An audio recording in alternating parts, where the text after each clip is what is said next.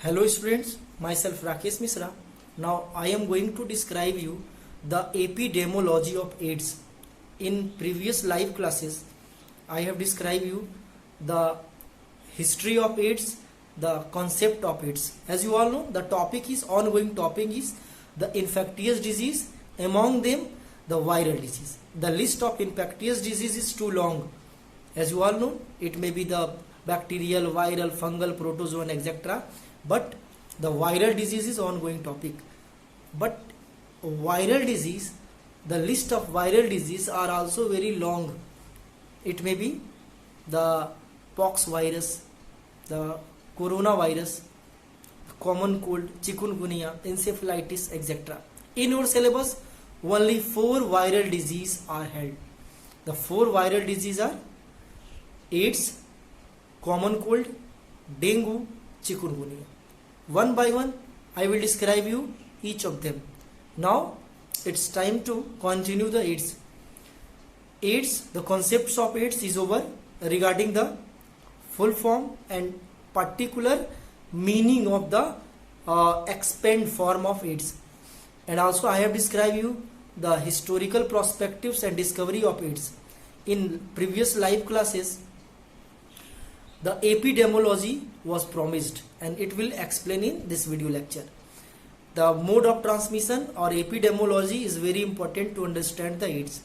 Symptoms regarding AIDS is over in previous live classes. If you have any problem regarding the previous live classes, or if you are not available in previous live classes, you need to focus and make a comments in the comment box. I will try to explain in next live classes.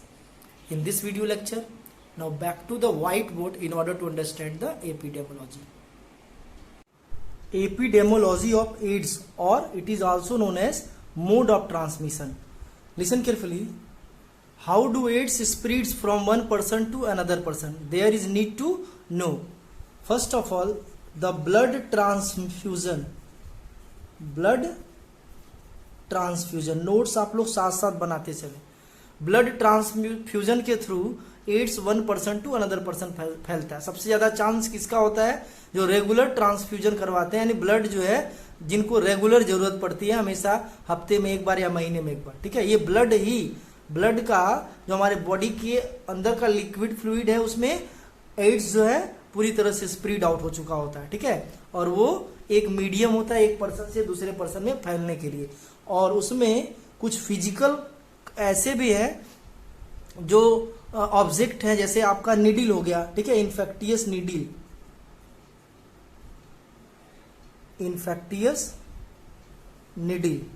और infected needle, contaminated needle जिसको बोलते हैं. Contaminated needle जो है, ये जो सुई doctor लगाता है, अगर वही सुई एड्स वाले वायरस पेशेंट्स को लगाया गया है तो वो दूसरे पर्सन को आसानी से एड्स फैला सकता है. ठीक है, तो इन्फेक्टियस जो है निडिल है, वो इन्फेक्टेड पर्सन से ब्लड का थोड़ा सा कंटेमिनेटेड पार्ट लेकर के दूसरे पर्सन में वो एड्स का थोड़ा सा 1 या 2% या 10% जो भी है, एड्स का एक पार्ट जो है दूसरे पार्ट में पहुंचा देता है, एक बॉडी पार्ट से दूसरे पार्ट में पहुंचा देता है. ठीक है, तो ये आपको जानना है. Infectious needle doctors regular blood fusion में भी यूज करता है, उससे भी हो सकता है. और दूसरी बात है, इन्फेक्टेड निडिल्स जो है डिस्पोजल अगर चेंज नहीं किया गया तो इससे भी एड्स फैलता है. सबसे ज्यादा चांस होता है जो ड्रग एब्यूज रहते हैं. ठीक है, बाई ड्रग एब्यूजर और ड्रग एडिक्ट. जो ड्रग एडिक्ट होते हैं, जो इंट्रावेनल ड्रग लेते हैं, सभी ड्रग नहीं, इंट्रावेनल ड्रग्स, जो वेन वगैरह में जो इंजेक्शन के थ्रू ड्रग्स लेते हैं, उनमें एड्स फैलने के खतरे ज्यादा रहते हैं, क्योंकि वो ये नहीं देखते हैं कि हमको कब चेंज करना है, कब डिस्पोजल चेंज करना है या कब निडिल चेंज करना है. ऐसा कुछ नहीं, वो एक ही इंजेक्शन से सबको जो है सब लोग एडिक्शन करते हैं. इस वजह से ये बड़ी प्रॉब्लम आती है कि इंट्रावेनल ड्रग्स जो है रिसेंट ईयर्स में सबसे ज्यादा अगर एड्स फैला है तो ये इंट्रावेनल ड्रग से फैला. इसके अलावा ये शेयरिंग नीडल्स भी ले सकते हैं, sharing infected needles to the drug abuse. ठीक है, ये आपको जानना है. डॉक्टर्स भी यहां मिस्टेक करते हैं, ड्रग एब्यूजर्स तो मिस्टेक करेंगे ही. सेक्सुअल इंटरकोर्स सेक्सुअल इंटरकोर्स, ठीक है। जो सेक्सुअल इंटरकोर्स यानी फिजिकल रिलेशनशिप बनता है उससे भी एड्स जो है one person to other person में फैलता है। इसके अलावा ड्यूरिंग द, लिसन केयरफुली, ये आपको जानना है, ड्यूरिंग द डिलीवरी और during the parturition, during the parturition by the contaminated blood, by the contaminated blood to the baby। मैंने क्या बताया था कि अगर मदर को एड्स है तो बेबी को चांस ही नहीं है एड्स हो जाए, केवल डिलीवरी के समय, पार्ट यूरिशन के टाइम ही एड्स फैलने के ज्यादा खतरे रहते हैं, ठीक है। और वो कैसे, कभी कभी होता है थोड़ा बहुत अमाउंट ऑफ ब्लड जो है बेबी के किसी ब्लड कांटेक्ट में आ जाए या बेबी के किसी कंटेमिनेटेड या किसी घाव के कांटेक्ट में आ जाए, जनरली प्लेसेंटा वाले पार्ट में होता है तो वहां पे बचाया जाता है, ठीक है। तो ये आपको अच्छे से जान लेना है, समझ लेना है। These are some important epidemiology of AIDS. Now back to describe the structure of AIDS virus, that is HIV।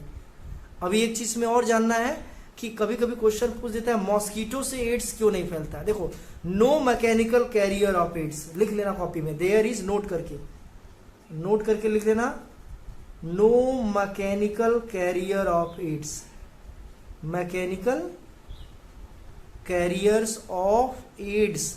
Mechanical carrier means क्या होता है, मॉस्किटो, हाउस फ्लाई, ये सब मैकेनिकल कैरियर होते हैं, ये एक पर्सन से दूसरे पर्सन में बीमारी को फैलाते हैं। एड्स का कोई मैकेनिकल कैरियर नहीं होता है। रीजन क्या है कि एड्स के वायरस का जो जीनोम है, सिंगल स्टैंडर्ड RNA, वो मॉस्किटो के बॉडी में उसका कोई एग्जैक्ट मैच न होने की वजह से वो डिस्ट्रॉय हो जाता है, वो डेड कर जाता है, ठीक है।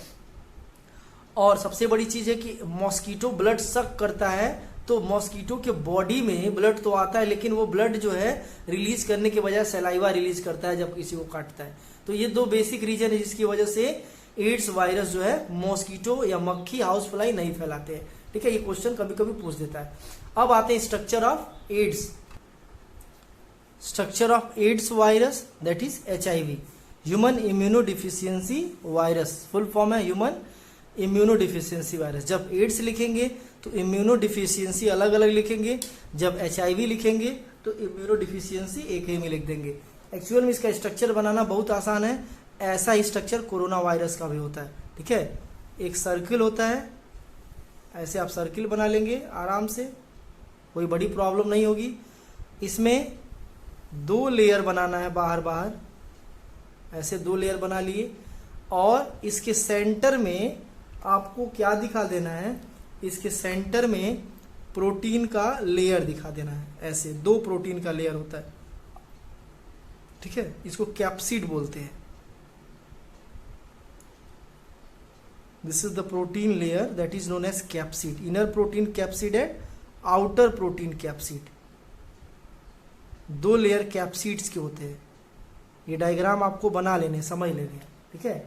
और इसके अंदर क्या होता है, इसके अंदर सिंगल स्टैंडर्ड RNA होता है, ये सिंगल स्टैंडर्ड RNA है। और एक very special type of enzyme होता है जिसको कहते हैं रिवर्स ट्रांसक्रिप्टेज। ये आप अच्छे से लर्न कर लीजिएगा, ये आगे काम आएगा और ये बहुत इंपॉर्टेंट है। इसके अलावा ये जो दिख रहा है ये है ग्लाइकोप्रोटीन लेयर, ठीक है। ये जो दिख रहा है वो फॉस्फोलिपिड का लेयर है, इसी में प्रोटीन इंटीग्रेटेड होता है, इस वजह से ग्लाइकोप्रोटीन कहते हैं, ठीक है। ये ग्लाइकोप्रोटीन का लेयर है। ऐसे आप पूरा बना लीजिएगा, मैं थोड़ा सा ही बना रहा हूं। ऐसे आप ग्लाइकोप्रोटीन का जो लेयर है ऐसे आप पूरा इसको बना लेंगे, ठीक है। समझाने के लिए मैं बना दे रहा हूं, बट आपको पूरा बना लेना है, ठीक है। यहाँ भी, यहाँ भी, यहाँ भी, यहाँ चारों तरफ बना लेने। मैं इसको लेबल कर दे रहा हूं ताकि आपकी समझ में आ जाए। लिसन, ये दोनों जो दिख रहा है ये है phospholipid by layer, phospholipid by layer.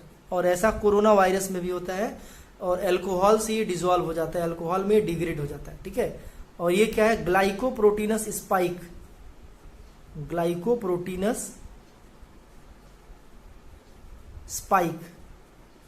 Spike का मतलब होता है खूंटी, ये ग्लाइकोप्रोटीन की खूंटी होती है इसके थ्रू ये होस्ट में क्या करता है, चिपकता है। With the help of glycoproteins spike it help to attached with the host cell. इसका होस्ट क्या है, ह्यूमन है, ठीक है। Now back to the next part, the outer protein capsid and inner protein capsid, ये जानना है, ठीक है। तो ये क्या है, आउटर प्रोटीन कैप्सिड और ये क्या है, इनर प्रोटीन कैप्सिड। हालांकि ये कैप्सोमियर होता है, सीरीज जो एक एक प्रोटीन देख रहे हो ना, ये कैप्सिड है, ये भी कैप्सिड है। लेकिन अगर इसे चेन की मैं बात करूं पूरे की, तो ये बनाता है कैप्सोमियर, जो वायरस का एक खास बात होता है, कैप्सोमियर, ठीक है। ये बहुत इंपॉर्टेंट है आपको जानना। और ये क्या है, ये मैंने बताया था, इसको कहते हैं रिवर्स ट्रांसक्रिप्टेज। एक एंजाइम है reverse transcriptase, reverse transcriptase enzyme है, जो किसके साथ रहता है, इसके genetic material single stranded RNA. SS मतलब सिंगल स्ट्रैंडेड आरएनए, या अकेले आरएनए रहता है। दो बना दिया मैंने, लेकिन ये सिंगल एक ही स्ट्रैंड आरएनए का रहता है, ठीक है। इसको ऐसे आप लिंक कर दीजिए कहीं पे, तो ये सिंगल स्ट्रैंडेड आरएनए एक चेन की तरह से होता है। डबल स्ट्रैंडेड डीएनए हम लोगों में है, लेकिन ये सिंगल स्ट्रैंडेड आरएनए, ठीक है। ऐसे आप चाहें तो बीच बीच में इसमें क्या बना देंगे, ऐसे आप चाहें तो बीच बीच में इसमें बॉन्डिंग दिखा देंगे, ठीक है। ऐसे बीच बीच में बॉन्डिंग चारों तरफ दिखा देंगे। तो ये आपका कंप्लीट स्ट्रक्चर होगा एड्स का। इसका स्क्रीनशॉट ले लीजिए। In next video lecture I will describe you the process of replication और स्प्रेडिंग ऑफ HIV वायरस और HIV virus life cycle. Thank you.